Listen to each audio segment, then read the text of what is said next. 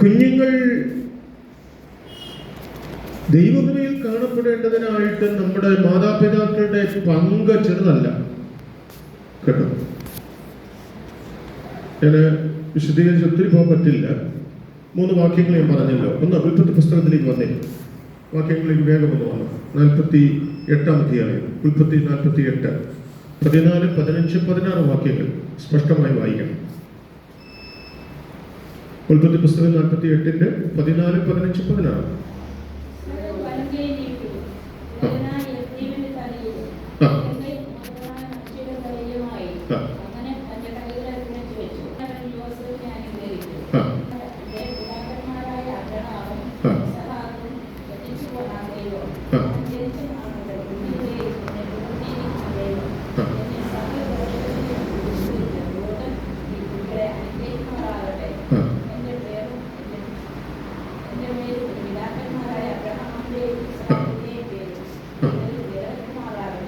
സമയക്കുറവുള്ളതുകൊണ്ട് വായിക്കാതിരുന്നാൽ കൊള്ളാമെന്ന് ആഗ്രഹമുണ്ട്. ഞാൻ പറഞ്ഞു നിർത്തിയാലേ എങ്കിലും ഒന്ന് വായിക്കുമ്പോൾ നിങ്ങളൊന്ന് കേൾക്കട്ടെ എന്ന് ചിന്തിച്ചാണ് വായിച്ചത്. എന്താണ് ആ വാക്യം പറയുന്നത്? നിങ്ങൾ എന്നോട് കൂടെ പറയണം, എന്താണ് ആ വാക്യം പറയുന്നത്? ശരിക്കും പറഞ്ഞാൽ ഒരപ്പൻ തൻ്റെ മക്കളെ ദൈവസന്നിധിയിൽ അനുഗ്രഹിക്കുന്ന പദം അല്ലേ? ഞാൻ പിതാക്കന്മാരോട് ചോദിക്കുകയാണ്, നമ്മുടെ കുഞ്ഞുങ്ങൾ ദൈവത്തോട് കൂടെ വസിക്കത്തക്ക തലത്തിൽ അവർക്ക് വേണ്ടി പ്രാർത്ഥിക്കാനും അവരെ ഒന്ന് അനുഗ്രഹിക്കാനും നമുക്ക് പറ്റുമോ? പറ്റാറുണ്ടോ?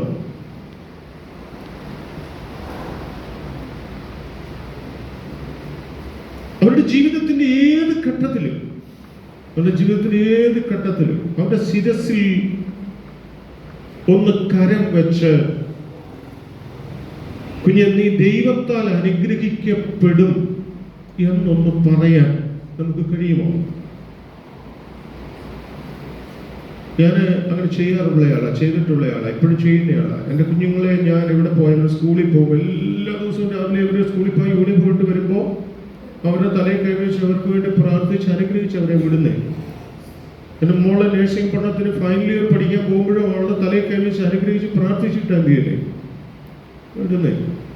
ചിലപ്പോൾ തോന്നിയെന്ന് വരും, വേറെ പണിയൊന്നും അല്ല. ഞാൻ പാസ്റ്റർ ആയതുകൊണ്ട് ചെയ്തു എന്നല്ല, അപ്പൻ എന്ന നിലയിൽ ചെയ്യാനായിട്ടുള്ള കിടപ്പം. ഒത്തിരി പേര് എന്നെ ചെയ്യുന്നേ, നീ ഗുണപ്പെടുത്തില്ല, നിനക്ക് നീ മുടിയത്തേ ഉള്ളൂ, നീ നന്നാകാൻ തോന്നിക്കട വായിൽ വന്ന ഇതാ വരുന്നേ. കുഞ്ഞെ ദൈവം നിന്നെ അനുഗ്രഹിക്കും എന്ന് പറയാൻ പലപ്പോഴും പറ്റുന്നില്ല. യാക്കോബിനെ നോക്കി,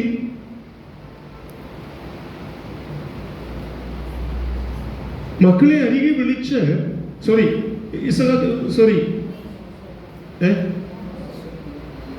യോസേപ്പിന്റെ മക്കളെ രണ്ടുപേരെ അരികെ വിളിച്ച് അവരുടെ തലയിൽ കൈ പിണച്ചു വെച്ച് അവരെ അനുഗ്രഹിച്ച് യോസേപ്പിനെയും അനുഗ്രഹിച്ച് പറഞ്ഞയക്കുകയാണ്. അപ്പൊ നമ്മൾ നമ്മുടെ തലമുറകളെ എന്ത് ചെയ്യണം? അനുഗ്രഹിക്കുന്നവരായി തീരണം. ആ കിടപ്പാട് നമുക്കുണ്ട്. ഞാൻ ഉറപ്പായിട്ട് പറയാം, ഒരു ദൈവദാസന്റെ കുഞ്ഞിനെ ഞാൻ സമർപ്പിക്കുന്നു. പക്ഷെ ഞാനെപ്പോഴും കൃത്യമായിട്ട് പറയും, ഈ കുഞ്ഞ് ഇതുവരെ അവരുടെ കയ്യിലായിരുന്നു, അവരുടെ കുഞ്ഞായിരുന്നു. ഇതുവരെ നിങ്ങളുടെ കുഞ്ഞായിരുന്നു, നിങ്ങളുടെ കയ്യിലായിരുന്നു. പക്ഷെ നിങ്ങളിപ്പോൾ എന്താ ചെയ്യാൻ പോകുന്നതെന്ന് ചോദിച്ചാൽ, ആ കുഞ്ഞുമായിട്ട് ഇച്ചിരി കഴിയുമ്പോൾ ഞാൻ വിളിക്കുമ്പോൾ നിങ്ങൾ രണ്ടുപേരും കുഞ്ഞുമായി മുമ്പിൽ വരും. ആ കുഞ്ഞിനെ എൻ്റെ കയ്യിലേക്ക് എന്ത് ചെയ്യും? ആ പരുവം കഴിഞ്ഞു പോയി, പറ്റത്തില്ല. എന്നാലും കുഞ്ഞ് എന്നെ ഏൽപ്പിക്കരുത്. എന്തിനെന്നെ ഏൽപ്പിച്ച്? ഈ കുഞ്ഞിനെ ദൈവത്തിന് സമർപ്പിക്കാനാണ്. പ്രാർത്ഥിച്ചതാ ചെയ്യാൻ പോകുന്നത്. ഈ കുഞ്ഞിനെ ദൈവം മുമ്പിൽ എന്ത് ചെയ്യാൻ പോവാ? ദൈവത്തിന് കൈമാറാൻ പോയാണ്. കൈമാറിയ ശേഷം ദൈവം അതിനെ ഏറ്റെടുത്തിട്ട് ചെയ്യുന്നെന്താ?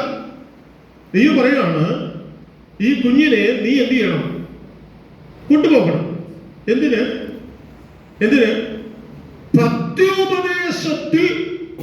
വളർത്തി ദൈവകൃപയിൽ നിലനിൽക്കുന്ന തലത്തിൽ ഈ കുഞ്ഞിനെ വളർത്താൻ വേണ്ടി മാത്രം ഏൽപ്പിക്കും. ഉദാഹരണമായിട്ട് മോശയുടെ സഹോദരി മിരിയ, മോശയുടെ അമ്മ, ഈ കുഞ്ഞിനെ ഒരു പെട്ടിക്കകത്താക്കി നദിയിൽ കൊണ്ടുപോയി വിട്ടു. ഫറവോന്റെ പുത്രി വന്നതിനെ എടുത്തു. ഇപ്പൊ അവകാശിയാര? ആരുടെയായിരുന്നു? ഇപ്പൊ ആരുടെയാ? ഫറവോന്റെ പുത്രിയുടെയാണ്. ഫറവോന്റെ പുത്രിയുടെ അരികിലേക്ക് മിരിയാം ഓടിച്ചെന്ന് സംസാരിച്ചു. അതനുസരിച്ച് ഫറവോന്റെ പുത്രി എന്തോ പറഞ്ഞു? എന്തോ വേണം? നന്നായിട്ട് കൊച്ചിനെ വളർത്തണം, കാശൊക്കെ ഞാൻ നന്നായിട്ട് കുഞ്ഞിനെ വളർത്തി വലുതാക്കി പ്രാപ്തനാകുമ്പോൾ എൻ്റെ കൊണ്ട് താൽക്കാലികമായി വളർത്താൻ മാത്രം മോശയുടെ അമ്മയുടെ കയ്യിൽ മോശയെ കൊടുത്തു. ഇതുപോലെ തന്നെ ഇല്ലേ സമർപ്പിക്കേണ്ട, കൊണ്ടുപോകും. നിങ്ങൾക്ക് തോന്നുന്ന പോലെ കൊച്ചിനെ വളർത്താൻ ഒക്കെയല്ലേ? എനിക്കിത് പറഞ്ഞേ പറ്റൂ. ഞാൻ പ്രാർത്ഥിച്ച് അനുഗ്രഹിച്ച് കൊച്ചിനെ തിരികെ തരുമ്പോ നിങ്ങൾക്ക് തോന്നുന്നിടത്ത് വിടാനും നിങ്ങൾക്ക് തോന്നുന്ന പോലെ വളർത്താനും ഒക്കത്തില്ല. എങ്ങനെ വളർത്തണമെന്ന് ചോദിച്ചാൽ പത്രോപദേശത്തിൽ എന്ത് ചെയ്യണം? അങ്ങനെ ഉണ്ടെങ്കിൽ മാത്രമേ കൂടെ തന്ന് പ്രാർത്ഥിച്ച് എന്ത് ചെയ്താൽ മതി. സ്വന്തം ചിലർ പറയുന്നത് എന്തോ ചെയ്യാനാ പാസ്റ്റേ, എന്തോ ഞാൻ അങ്ങോട്ട് പോകുന്നില്ല, ഒത്തിരി പോകാൻ പറ്റില്ല. നമുക്കൊരു യോഗ ഒരു മണിക്ക് നിർത്തിയാൽ മതി, ഇത് കുഴപ്പമില്ല, അത് പറ്റത്തില്ലല്ലോ. കണക്ക് പറയേണ്ടി വരും നമ്മൾ, കേട്ടോ.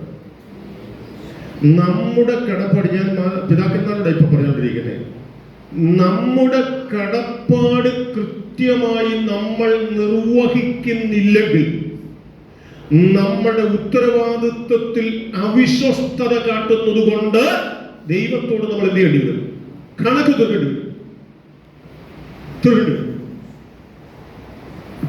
നമുക്ക് ദൈവം തന്ന കുഞ്ഞുങ്ങളെ നാം അനുഗ്രഹിപ്പാൻ കടപ്പെട്ടവരാണ്. തിരിച്ചു പോകുന്ന രണ്ടാം ഭാഗത്തേക്ക്. ഇരമ്യാ പ്രവാചകന്റെ പുസ്തകം 31:15 വാക്യം. 31:15 ഇരമ്യാ.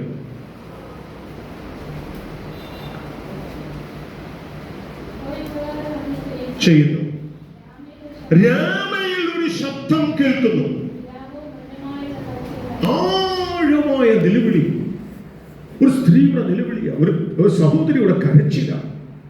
എന്തിനു വേണ്ടിയാണ് നമ്മൾ കരയുന്നത്? മക്കളെ ചൊല്ലി കരയുക. ബാക്കി വായിക്കണ്ട, നിങ്ങൾ വീട്ടിൽ പോയി വായിച്ചാൽ മതി. മക്കളെ ചൊല്ലി കരയുക. എവിടെ മക്കളെവിടെ?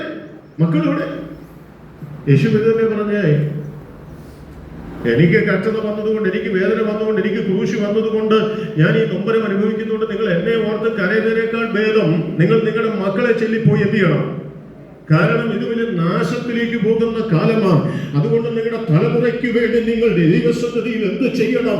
ആമീൻ, കരയുവാനായിട്ട് മനസ്സ് വെക്കണമെന്ന് പറയുകയാണ്. ശ്രദ്ധിച്ചു നോക്കൂ.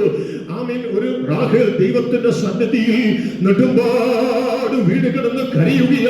എന്തിനാണെന്നറിയാമോ? അവരുടെ തലമുറയ്ക്ക് വേണ്ടിയുള്ള നിലവിളിയ.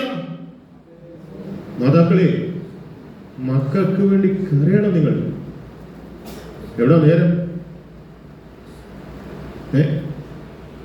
എവിടെ നേരം? ചില വലിയ ഇതോടുകൂടി പറഞ്ഞു കേട്ടിട്ടുണ്ടോ? എന്റെ പാസ്റ്റേ, ഞാൻ ഇങ്ങനെ പെട്ടെന്നേ ഉള്ളു. ഇല്ല, അവതാരം പോലെ പറയുന്നേ. അടുത്തോട് പിന്നെ എന്നാ പറയുന്നേ? ഇവളെ ഓർത്തല്ലോ കളഞ്ഞേച്ച് അങ്ങ് UK പോയത്. ഈ കൊച്ചിനെ ഓർത്തിരുന്നെങ്കിൽ എന്ത് ചെയ്തിട്ടില്ലായിരുന്നു? അങ്ങനെ ഞാൻ പറയത്തുള്ളൂ. കൊച്ചു 12 കഴിയുമ്പോ എപ്പോഴേ പോയി? പെറ്റെപ്പോഴേ പോയി. ഇത് പിടിക്കത്തില്ലെന്ന് എനിക്കറിയാം. നിങ്ങൾ പിടിക്കാനുള്ളതല്ല ഞാനിത് ചെയ്യും. നിങ്ങൾക്ക് പിടിക്കണമെന്ന് എനിക്ക് തോന്നുന്നില്ല. നിങ്ങളുടെ പ്രസാദമൊന്നും വാങ്ങിക്കാവുന്ന എഗ്രിമെന്റിലല്ല ഇറങ്ങിയേക്കാതെ. വേദപുസ്തകം പറയുന്നത് പെറ്റെന്നേ ഉള്ളെന്നല്ല, പെറ്റ കുഞ്ഞിനെ ആരോഗ്യമുള്ളതാക്കി തീർക്കുന്ന ഉത്തരവാദിത്വം കൂടെ തമ്പുരാൻ വേദപുസ്തകത്തിൽ വച്ചിരിക്കുന്നത് അമ്മയ്ക്കാണ്. പണമല്ല വലുത്, മക്കളാ വലുത്. പണത്തിനോട് ഓട്ടം കിട്ടിയെന്തെങ്കിലോ എല്ലാം നേടി പിന്നെ എന്തോ പോയെന്നറിയാലോ, ഞാൻ പറയുന്നില്ല.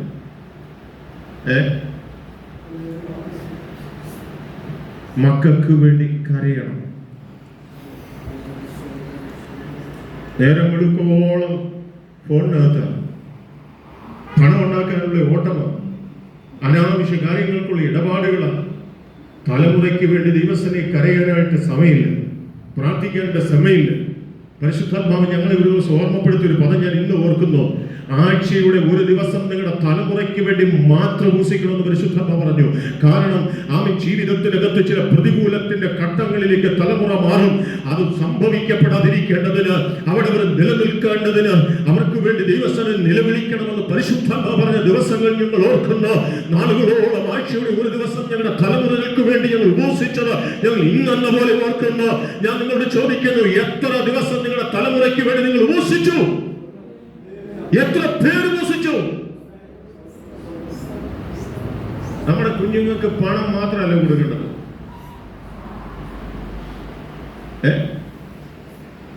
ഞാൻ എന്റെ വാക്കി പറഞ്ഞ നല്ല ഒന്നാം തന്നെ ഉരുട്ടി കുഞ്ഞുങ്ങളുടെ വായി കൊടുക്കുമ്പോ നല്ല ഒന്നാം തന്നെ ചൂരൽ കഷായം കൊടുത്തില്ല.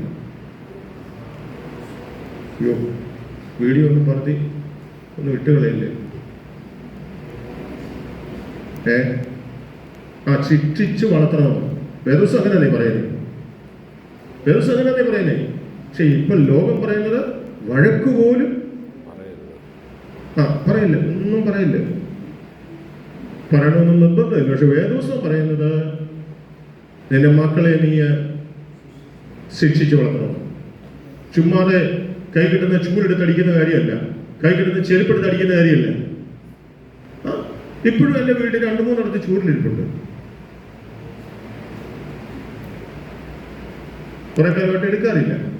എന്തിനാ 2-3 വെച്ചേക്കാൻ ചോദിച്ചാൽ, ഈ ദേഷ്യം കയറുമ്പോ എവിടെ വെച്ചാ ദേഷ്യം കയറുന്ന വെച്ചാൽ അവിടെ എനിക്ക് ചൂരിൽ കയ്യിലെത്തിയാണ്. അതുകൊണ്ട് കാരണം ഈ ചൂരിലിരിക്കുന്നത് പോയി വരുന്നതൊക്കെ നമ്മുടെ ദേഷ്യം എന്ത് ചെയ്യും?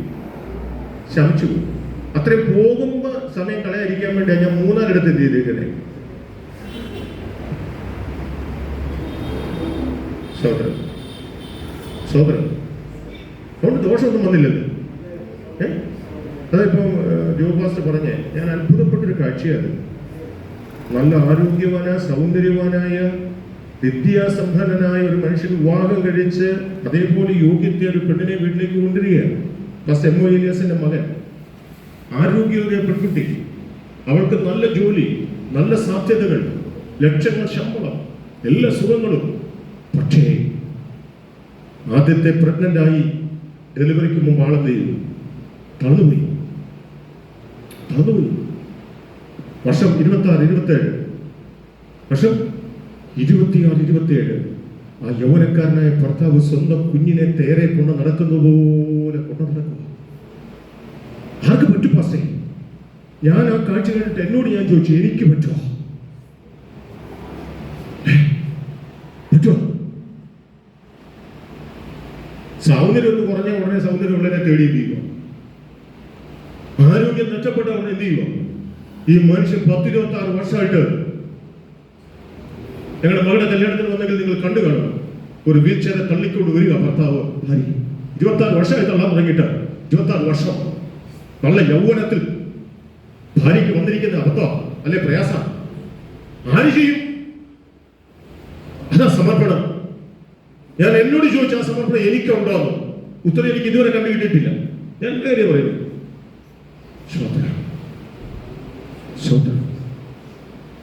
പ്രിയപ്പെട്ടവരെ, തലമുറയ്ക്ക് വേണ്ടി വില കൊടുക്കണം. എങ്ങനെ കഴിയണം? സമയം പോകുന്നല്ലോ. അപ്പന്റെ ഉത്തരവാദിത്വം മക്കളെ അനുഗ്രഹിക്കണം. അമ്മയുടെ ഉത്തരവാദിത്വം അവർക്ക് വേണ്ടി ഇടിവിൽ നിന്ന് കരയണം, പ്രാർത്ഥിക്കണം. കുഞ്ഞുങ്ങളെ ഓർത്ത് ദൈവസന്നിധിയിൽ എത്ര പ്രാർത്ഥിക്കാൻ കഴിയുമോ അത്രയും പ്രാർത്ഥിക്കണം അവർക്ക് വേണ്ടി. അവരുടെ ദൈവകൃപയിൽ എന്ത് ചെയ്യണം? മുദ്ര ചെയ്ത് പ്രാർത്ഥിക്കണം, മുദ്ര ചെയ്ത് പ്രാർത്ഥിക്കണം. അവരുടെ വളർച്ചയുടെ ഓരോ ഘട്ടങ്ങളിലും വരുന്നതായ മാറ്റങ്ങൾക്ക് വേണ്ടി പ്രാർത്ഥിക്കണം. അങ്ങനെ പറഞ്ഞു പോയ ഒത്തിരി ചിന്തകളുടെ ദിവസത്തിനകത്തുണ്ട്. അങ്ങനെ ചെയ്താൽ മൂന്നാമത്തെ ഒരു എഗ്രിമെന്റ് ഞാൻ നിങ്ങളോട് പറയാം. തലമുറയെ അനുഗ്രഹിക്കുന്ന പിതാക്കന്മാരും കുഞ്ഞുങ്ങൾക്ക് വേണ്ടി ഇടിവിൽ നിന്ന മാതാക്കളും ഉണ്ടെങ്കിൽ ആ കുടുംബത്തിൽ പിറന്നു വീണ കുഞ്ഞുങ്ങൾ മാതാപിതാക്കളെ മറക്കില്ല, മറക്കില്ല. എഴുതി വെച്ചു. ഞാൻ ചെയ്യേണ്ടത് ഞാൻ ചെയ്യുന്നെങ്കിൽ എനിക്ക് വേണ്ടി ചെയ്യേണ്ടത് മറുഭാഗത്ത് എന്ത് ചെയ്തോളൂ. ഉറപ്പം, ഉറപ്പം. അത് വേദപുസ്തകം വെളിപ്പെടുത്തി തരുന്ന 3-ാമത്തെ പദം അവിടെ പറഞ്ഞു നിർത്തും. 10 മിനിറ്റ് കൊണ്ട് നമ്മുടെ ശുശ്രൂഷ സാധിക്കാം. നോക്കണം എന്താ സംഭവം. ഞാൻ നിങ്ങൾക്ക് പറഞ്ഞു തന്നിട്ടുള്ള വചനം, ഇസ്രായേലിൽ ഒരു രാജാവ് ഉണ്ടാകണമെന്ന് ദൈവം ആഗ്രഹിച്ചപ്പോൾ ശമൂവേലിന്റെ പുസ്തകത്തിനകത്ത് വായിക്കുമ്പോൾ ദൈവം തമ്പുരാൻ ഇസ്രായേലിന്റെ 1-ാമത്തെ രാജാവ് ശൗലിനെ അഭിഷേകം ചെയ്തു. എവിടെ വെച്ച്?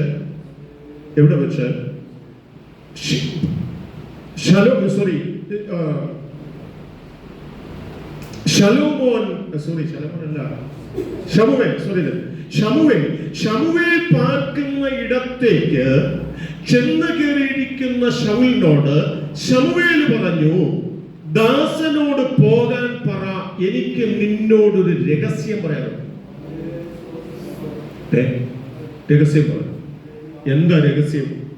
രഹസ്യം എഴുതിയിരിക്കുന്നത് 9-ാം അധ്യായത്തിലാണെങ്കിലും 10-ാം അധ്യായം 2-ാം വാക്യത്തിലും ആ രഹസ്യങ്ങളുടെ തുടർച്ച കാണാം. അതെന്താണെന്ന് അറിയാമോ? നിങ്ങൾ വീട്ടിൽ പോയി വായിച്ചാൽ മതി. ശമൂവേലിന്റെ പുസ്തകം 9-ഉം 10-ഉം അധ്യായങ്ങൾ. 9-ാം അധ്യായം അവസാന പ്രയോഗങ്ങൾ, 10-ാം അധ്യായത്തിന്റെ പ്രാരംഭഭാഗം. എന്താണ് അവിടെ പറയുന്നത്? അവിടെ പറഞ്ഞു, ഈ അഭിഷേക തൈലം നിന്റെ മേൽ വീണ് നീ ഇവിടെ നിന്ന് നടന്നു മുന്നോട്ട് പോകുമ്പോൾ നീ ഒരു ശവകുടീരത്തിന്റെ മുൻപിലെത്തും. ഒരു ശവകുടീരത്തിന്റെ മുൻപിലെത്തും. അവിടെ വെച്ച് നീ 2 ആളെ കാണും. ആ ശവകുടീരം ആരുടേതെന്ന് എടുത്തു പറയുന്നുണ്ട്. അതാരുടേതാണെന്നറിയാമോ? രാമയിലിരുന്ന് തലമുറ ജനിക്കുന്നതിനു മുൻപ് തലമുറയുടെ നന്മയ്ക്കും അനുഗ്രഹത്തിനും വേണ്ടി ദൈവസന്നിധിയിൽ ആഴമായി പ്രാർത്ഥിച്ച റാഹേലമ്മച്ചിയുടെ സെമിത്തേരിയ കല്ലറയാണ്. ഒരു കാര്യം ആ മകനെ തമ്പുരാൻ ഓർമ്മപ്പെടുത്തുക. എന്താണെന്നറിയാമോ? കുഞ്ഞേ, നിന്റെ മാതാവ് നിനക്ക് വേണ്ടി കരഞ്ഞത് നീ കണ്ടിട്ടില്ല. പക്ഷെ ഞാൻ നിന്നോട് പറയുന്നു, നിന്റെ ആരോഗ്യവും നിന്റെ സൗന്ദര്യവും നിന്റെ ഈ പദവിയിലും നീ ചെന്നെത്തുമ്പോ നീ ഒരു കാര്യം മറന്നുപോകല്ല. നിന്റെ വല്യമ്മ നിനക്ക് വേണ്ടി കരഞ്ഞ കണ്ണുനീരും അവൾ നിനക്ക് വേണ്ടി പ്രാർത്ഥിച്ച പ്രാർത്ഥനയെ നീ മറക്കരുതെന്ന് പറഞ്ഞ് ആമേൻ ഒരു ശൗലിനെ ദൈവത്തിന്റെ പരിശുദ്ധാത്മാവ് ആ കാര്യം ബോധ്യപ്പെടുത്തി കൊടുത്തെങ്കിൽ നിന്റെ തലമുറയെ തമ്പുരാൻ ചിലത് ഓർമ്മപ്പെടുത്തും കേട്ടോ. ഉറപ്പിച്ചു പറയാം. അവർക്ക് അറിയാത്ത ചിലത് തമ്പുരാൻ അവരെ ഓർപ്പിക്കുന്നേ. ഓർക്കുമ്പോ അവരെന്ത് ചെയ്യും? അവർക്ക് കാര്യത്തിന്റെ ഗൗരവം മനസ്സിലാവും. ഞാൻ ആ പദത്തെ 1-2 വാക്കുകളിൽ മാത്രം പറഞ്ഞു നിർത്തിയേക്കാം, സമയക്കുറവുണ്ട്. റാഹേല് കരഞ്ഞു. പ്രയോജനം ചെയ്തോ? 2 മണ്ഡലങ്ങൾ അവിടെ നിന്ന് ദൈവം നന്മയായി ചെയ്തത്. 1-ാമത്തെ മകൻ യോസേഫ്. അതുപോലെ നമ്മൾ കണ്ടു. യോസേഫിന്റെ കുടുംബത്തിൽ നിന്ന് എഫ്രൈം ഗോത്രം എന്ത് ചെയ്തു? ഉരുത്തിരിഞ്ഞു വന്നു. എഫ്രൈം ഗോത്രത്തിൽ നിന്നാണ് ആമിസ്തോത്രം തമ്പുരാൻ എന്ത് ചെയ്തത്? യോശുവയെ അഭിഷേകം ചെയ്തത്.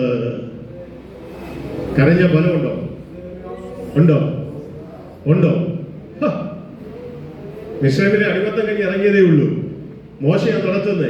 മോശയോട് പറഞ്ഞു, മോശേ, നീ അങ്ങ് വരെ പോകാൻ പറ്റാതെ വരും. പക്ഷെ നിനക്ക് പിൻഗാമിയായി നിൽക്കേണ്ടത് ആരാണെന്നറിയാമോ? ആ രാമയിൽ ഇരുന്ന് കുഞ്ഞുങ്ങൾ ജനിക്കുന്നതിന് മുമ്പ് കുഞ്ഞുങ്ങൾക്ക് വേണ്ടി നിലവിളിച്ച ഒരു അമ്മയുണ്ട്. ആ അമ്മയുടെ തലമുറയിൽ നിന്ന്, യോസേഫിന്റെ മകനായിരിക്കുന്ന എഫ്രൈമിന്റെ തലമുറയിൽ നിന്ന് ഒരു യോശുവയെ തെരഞ്ഞെടുക്കണം. അവൻ വേണം ഇസ്രായേൽ ജനത്തെ മുന്നോട്ട് നയിക്കാൻ. അത് പ്രാർത്ഥിച്ച അമ്മയുടെ തലമുറയായതുകൊണ്ട്. അങ്ങനെയാണെങ്കിൽ ഇന്ന് പകലൊരു ദൂത് ഞാൻ പറയുന്നു, നിന്റെ തലമുറയ്ക്ക് വേണ്ടി നീ കരയുന്നെങ്കിൽ നിന്റെ തലമുറ ദൈവത്താൽ അനുഗ്രഹിക്കപ്പെടും. നിന്റെ തലമുറ പ്രസിദ്ധരാകും. യോസേഫിനെ മാത്രമേ അനുഗ്രഹിച്ചുള്ളൂ? അല്ല. 2 ബെന്യാമീൻ. ശമൂവേലിന്റെ പുസ്തകം 9-ാം അധ്യായം. ബെന്യാമീൻ കുലത്തിൽ കീശിന്റെ മകനായിരിക്കുന്ന ശൗലിനെ തമ്പുരാൻ എന്ത് ചെയ്തു? ഇസ്രായേലിന്റെ രാജാവായിട്ട് അഭിഷേകം ചെയ്തു. 2 തലമുറ റാഹേലിന്റെ ദൈവം കൊടുത്തെങ്കിൽ ആ 2 തലമുറയുടെയും പേര് യോസേഫ്, ബെന്യാമീൻ, അവരുടെ പേര് നിലനിൽക്കത്തക്ക തലത്തിൽ അവരുടെ തലമുറയായി അവരുടെ കാലഘട്ടത്തിൽ പിതാക്കന്മാരെ ഓർക്കത്തക്ക തലത്തിൽ ദൈവം അവരെ അനുഗ്രഹിച്ചെങ്കിൽ ആമേൻ. തലമുറയ്ക്ക് വേണ്ടി കരയുന്ന മാതാവേ, നിങ്ങളോട് ഞാൻ ഇങ്ങനെ പറയുന്നു, നിന്റെ കണ്ണുനീര് വൃഥാവല്ല. നിന്റെ കണ്ണുനീരിന് ഫലം തമ്പുരാൻ നൽകി നിന്റെ തലമുറയെ ദൈവം അനുഗ്രഹിക്കാനിടയാകും. ആമേൻ. 3-ാമത്തെ പദം പറഞ്ഞ് നിർത്തുന്നു. നിന്റെ തലമുറ നീ വന്ന വഴി ഓർക്കും. ആർക്കും മറക്കണ്ട. വഴി മറന്നവർ പോയാലും ഞാൻ അങ്ങനെ പറയോ, ചിലപ്പോ ചിലതൊക്കെ കാണുമ്പോ, ചില പട്ടണങ്ങളിൽ ചെല്ലുമ്പോ, ചില സാഹചര്യം മാറുമ്പോ അവർ ചിലപ്പോ നമ്മളെയൊക്കെ മറക്കും. അവർ ചിലപ്പോ തമ്പുരാൻ എന്ത് ചെയ്യും? മറക്കും. പക്ഷെ പ്രാർത്ഥന കിടക്കുന്നിടത്തോളം കാലം ഉണ്ടല്ലോ, ഒത്തിരി കാലം അവർക്ക് മറന്നു പോകാൻ പറ്റത്തില്ല. അവർ തിരിച്ചു വരാൻ തുടങ്ങും, അവർ തിരിച്ചു നടക്കാൻ തുടങ്ങും. അതാ മുടിയങ്കത്തിന്റെ ചരിത്രം. ആമേൻ. അവൻ തിരിച്ചു നടക്കാൻ തുടങ്ങിയില്ല. എന്താണെന്നറിയാമോ? അവന് വേണ്ടി പ്രാർത്ഥിച്ചൊരു മാതാവുണ്ട്, അവന് വേണ്ടി പ്രാർത്ഥിച്ചൊരു പിതാവുണ്ട്, അവന്റെ നന്മയ്ക്ക് വേണ്ടി ഉപദേശിച്ച രക്ഷകർത്താക്കളുണ്ട്. നിങ്ങളുടെ തലമുറയ്ക്ക് വേണ്ടി നിങ്ങൾ വില കൊടുക്കുന്നെങ്കിൽ നിങ്ങളുടെ തലമുറ നിങ്ങളുടെ അരിയിൽ മടങ്ങി വരിക തന്നെ ചെയ്യും. എന്റെ മക്കളിലൂടെ അവസാനിപ്പിക്കുകയാണ്, പ്രാർത്ഥിക്കാനായിട്ട് പോവുകയാണ്. ദൈവസന്നിധിയിൽ നമുക്ക് ഒരുമിച്ച് ദൈവമുഖത്തേക്ക് നോക്കാം. ദൈവത്തോട് പറയാം, കർത്താവേ, ഒരു പിതാവിന്റെ കർത്തവ്യം എന്നുള്ള നിലയിൽ ഞാൻ ചെയ്യേണ്ടത് ഞാൻ ചെയ്യും. ഒരു മാതാവിന്റെ കർത്തവ്യം എന്നുള്ള നിലയിൽ അവർക്ക് വേണ്ടി ഞാൻ പ്രാർത്ഥിക്കും. അവരെ ഞാൻ പത്യോപദേശത്തിൽ വളർത്തുമെന്ന് പറയാൻ കഴിയുന്ന ഒരു പശ്ചാത്തലത്തിലേക്ക് ദൈവം അവരെ കൊണ്ടുവരട്ടെ. അതിനായിട്ട് നമുക്ക് ആഗ്രഹിക്കുകയും പ്രാർത്ഥിക്കുകയും ചെയ്യുന്നവരായി തീരാം. കർത്താവ് നമ്മെ സഹായിക്കട്ടെ. ഈ സമയത്ത് കുഞ്ഞുമായിട്ട് മാതാപിതാക്കൾക്ക് മുൻപിലേക്ക് വരാവുന്നതാണ്. ദൈവസ്ഥ വളരെ പ്രാർത്ഥനയോടെ തുടർന്നുള്ള സാഹചര്യങ്ങളിൽ നിങ്ങൾ സഹകരിപ്പാനായിട്ട് ഞാൻ ഓർമ്മപ്പെടുത്തുകയാണ്.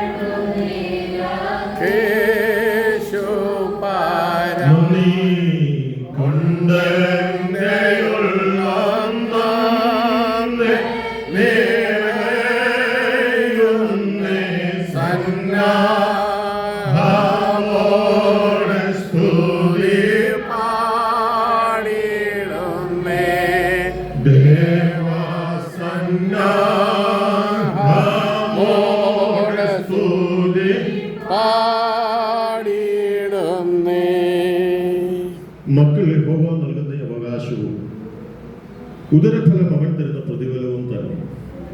വീരന്റെ കയ്യിലെ അസ്ത്രങ്ങൾ എങ്ങനെയോ അങ്ങനെയാകുന്നു ഈ യൗവനത്തിലെ മക്കൾ. അവയെ കൊണ്ട് തന്നെ ആവനാഴിക നിറച്ചിരിക്കുന്ന പുരുഷൻ ഭാഗ്യവാൻ. നഗരവാതിക്കൽ വെച്ച് ശത്രുക്കളോട് സംസാരിക്കുമ്പോൾ അങ്ങനെയുള്ളവർ ലജ്ജിച്ചു പോവുകയില്ല. യഹോവയെ ഭയപ്പെട്ടവന്റെ വഴികൾ നടക്കുന്ന ഏവനും ഭാഗ്യവാൻ. നിന്റെ കൈകളുടെ ദ്വാരഫലം നീ തിന്നെ, നീ ഭാഗ്യവാൻ, നിനക്ക് നന്മ വരും. നിന്റെ ഭാര്യ നിന്റെ വീട്ടിനകത്ത് ഫലപ്രദമായ മുന്തിരിവള്ളി പോലെയും നിന്റെ മക്കൾ നിന്റെ മേശയ്ക്ക് ചുറ്റും ഒലിവ് തൈകൾ പോലെയും ഇരിക്കും.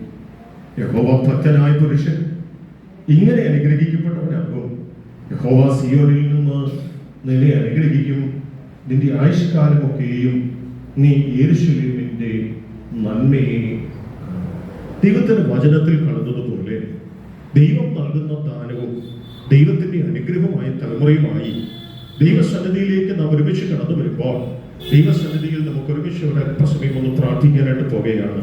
പ്രിയപ്പെട്ട ജോബ് പാസ്റ്റർക്കും പ്രിയപ്പെട്ട ബീന സിസ്റ്റർക്കും കൊടുത്ത 2 കുഞ്ഞുങ്ങൾ അവർ ദൈവത്താൽ അനുഗ്രഹിക്കപ്പെട്ടവരെ തീരുന്നതിനാൽ ദൈവസന്നിധിയിൽ നാം ഒരുമിച്ച് പ്രാർത്ഥിക്കാനായിട്ട്, വിശേഷിച്ച് കുഞ്ഞുമായിട്ട് അവർ ഒരുമിച്ച് ദിവസങ്ങൾ വന്നിരിക്കെ ദൈവമക്കളാകുന്ന എല്ലാ പ്രിയപ്പെട്ടവരും ഈ പ്രിയപ്പെട്ടവരുടെ നേരെ നിങ്ങളുടെ കരങ്ങളൊന്നും നീട്ടി ഇവരെ ഒന്ന് അനുഗ്രഹിച്ച് പ്രാർത്ഥിച്ചാണ് ദൈവത്തിന്റെ അനുഗ്രഹങ്ങൾ ഇവരുടെ കുടുംബത്തിന്മേൽ പകരേണ്ടതിന് കർത്താവിന്റെ വേലയുള്ള ബന്ധത്തില്, കുടുംബജീവിതത്തിലുള്ള ബന്ധത്തിലൊക്കെ അനുഗ്രഹിക്കപ്പെട്ടതായ ജീവിത പശ്ചാത്തലങ്ങളിൽ വഴികളിലൂടെ ദൈവമോനെ നയിക്കേണ്ടതിനായിട്ട് കർത്താവിന്റെ സന്നിധിയിൽ ഏൽപ്പിച്ചു കൊടുത്ത് നാം ഒരുമിച്ച് ദൈവത്തിന് സ്തോത്രം ചെയ്യുകയും ദൈവത്തോട് നമുക്ക് ഒരുമിച്ച് പ്രാർത്ഥിക്കുകയും ചെയ്യുവാനായിട്ട് കഴിഞ്ഞ നാളുകളിൽ പ്രിയ കുഞ്ഞുങ്ങളെ ദൈവം നടത്തിയെങ്കിൽ പിന്നെ ദൈവത്തിന്റെ പരിശുദ്ധാത്മാവ് എല്ലാ അനുഗ്രഹങ്ങളും എല്ലാ നന്മകളും പ്രിയ മക്കൾക്ക് നൽകുന്നതിനായി ദൈവത്തിന് നമുക്ക് ഒരുമിച്ച് സ്തോത്രം ചെയ്യുവാനായിട്ട് പ്രിയപ്പെട്ടവർക്ക് ദൈവം കൊടുത്ത് അനുഗ്രഹിക്കപ്പെട്ടതായ തലമുറ ആമേൻ പിതാവിന്റെയും പുത്രന്റെയും പരിശുദ്ധാത്മാവിന്റെയും നാമത്തിൽ ഇന്നു മുതൽ Adeena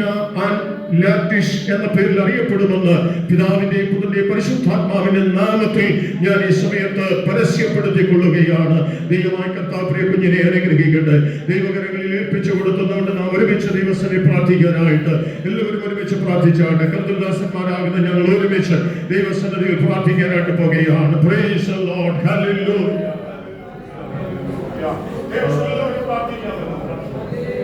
hallelujah. Hallelujah. Hallelujah. Hallelujah. Hallelujah. പരിശുദ്ധനായ ഞങ്ങളുടെ ദൈവമേ, സ്വർഗീയ പിതാവേ, ഞങ്ങൾ ഈ പൈതലിന് വേണ്ടി പ്രാർത്ഥിക്കുന്നു. കർത്താവിന്റെ സന്നിധിയിൽ സമർപ്പിച്ച് കർത്താവിന്റെ പഥ്യോപദേശത്തിലും ബാലശിക്ഷയിലും വളർത്തുവാൻ തക്കവണ്ണം ഈ മാതാപിതാക്കളെ ഭരമേൽപ്പിക്കേണ്ടതിന് അങ്ങയുടെ വൃത്തിയുടെ മുമ്പാകെ പ്രാർത്ഥനയ്ക്ക് സമർപ്പിച്ചിരിക്കുന്ന ഈ കുഞ്ഞിനെയും ഈ മാതാപിതാക്കളെ ദൈവത്തിൽ സമർപ്പിച്ച് ഞങ്ങൾ പ്രാർത്ഥിക്കുന്നു. അവരെ ദൈവം അനുഗ്രഹിക്കണമേ. കുഞ്ഞിന്റെ ഭാവിയെ ദൈവം നന്മകളാലും ആത്മീയ കൃപകളാലും അനുഗ്രഹിക്കുമാറാകണമേ. എല്ലാ നന്മകളുടെയും ഉറവിടമായി തീരുന്നവരോട് ദൈവം ബലപ്പെടുത്തുന്നതിനായി പ്രാർത്ഥിക്കുന്നു. ശാരീരികമായ സൗഖ്യവും ആരോഗ്യവും ബലവും നൽകി സമ്പത്തും ആ കൃപകളും നൽകി മാനിക്കണമെന്ന് പുകഴ്ചയും മഹത്വം നൽകിയാട്ടെ. യേശുവിൻ നാമത്തിൽ തന്നെ.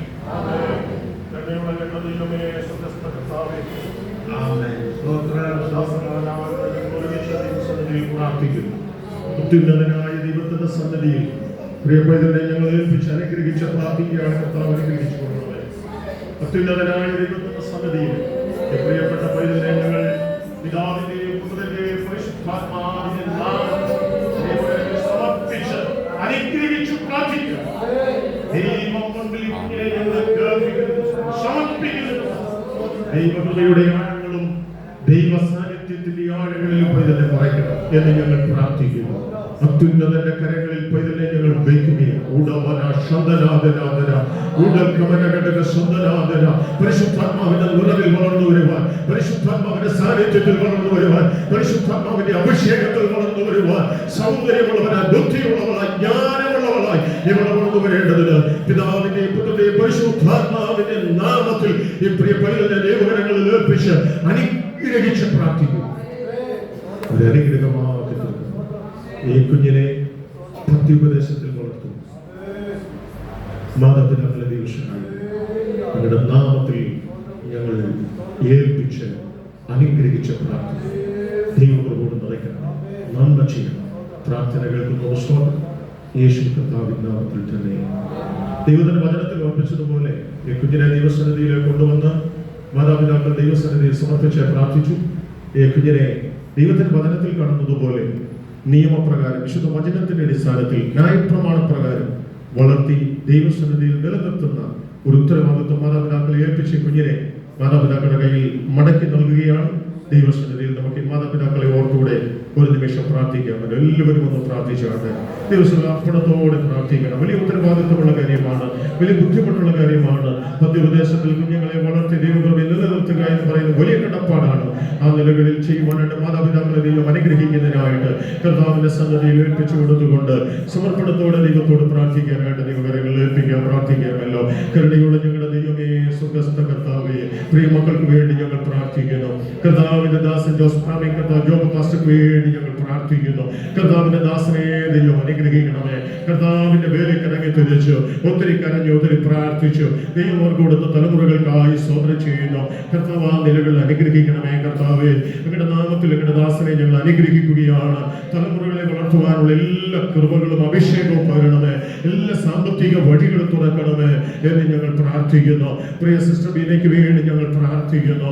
താവേ, ഇതിനെ വളർത്താനുള്ള കൃപ നൽകണമേ. കണ്ണുനീരോട് ദിവസനെ ദൈവമേ കരയുവാൻ തലമുറയ്ക്ക് വേണ്ടി പ്രാർത്ഥിക്കാൻ ഒക്കെ ദൈവം സഹായിക്കണമേ. അങ്ങയുടെ നാമത്തിൽ അങ്ങയുടെ ദാസിയെ ഞങ്ങൾ അനുഗ്രഹിക്കുന്ന കർത്താവേ, ദൈവം കൊടുത്ത മൊത്തം പൈതലിന് വേണ്ടി ഞങ്ങൾ പ്രാർത്ഥിക്കുന്നു. ദൈവങ്ങളെ സഹായിക്കണം, കൃപയുടെ കരങ്ങളിലൂടെ വഹിക്കണമേ. ആവശ്യമില്ല നന്മ കൊണ്ട് ഇവിടെ നിറയ്ക്കണമേ, വിശേഷമായ ബുദ്ധി കൊണ്ട് നിറയ്ക്കണമേ, അനുഗ്രഹങ്ങളും നന്മകളും പകരണമെന്ന് ഞങ്ങൾ പ്രാർത്ഥിക്കുന്നു കർത്താവ്. നാമത്തിൽ ഞങ്ങൾ പ്രിയമക്കളെ അനുഗ്രഹിക്കുന്നു. കൊച്ചുപേരിന്റെ ദൈവകരങ്ങൾ ഏൽപ്പിക്കുന്ന കർത്താവ് ഇവളെ അനുഗ്രഹിക്കണം. ബാലാരിഷ്ടങ്ങളിൽ നിന്ന് ബാലപീഠകളിൽ നിന്ന് വിടുവിക്കണം. അഭിഷേകത്തിന്റെ യേശുവിന്റെ നാമത്തിൽ ഇവിടെ വളർച്ചയുടെ മുഴുവൻ മണ്ഡലങ്ങളിലും പിതാവിന്റെ നാമത്തിൽ അങ്ങയുടെ ദാസന്മാരാകുന്ന ഞങ്ങൾ ഒരുമിച്ച് ഈ കുടുംബത്തെ അനുഗ്രഹിച്ച് പ്രാർത്ഥിക്കുന്നു. ഒരു അനുഗ്രഹമാക്കി തീർക്കണം, നന്മ കൊണ്ട് നിറയ്ക്കണം. യേശു കർത്താവിന്റെ നാമത്തിൽ തന്നെ ആമേൻ. കർത്താവ് നിങ്ങളെ അധികമായിട്ട് അനുഗ്രഹിക്കട്ടെ. ദൈവസന്നിധിയിൽ ആഴമായി പ്രാർത്ഥിക്കാനായിട്ടുള്ള കിടപ്പാട് നിങ്ങൾക്കുണ്ട് എന്നുള്ള വസ്തുത കൂടെ ഞാൻ ഓർമ്മപ്പെടുത്തുന്നു.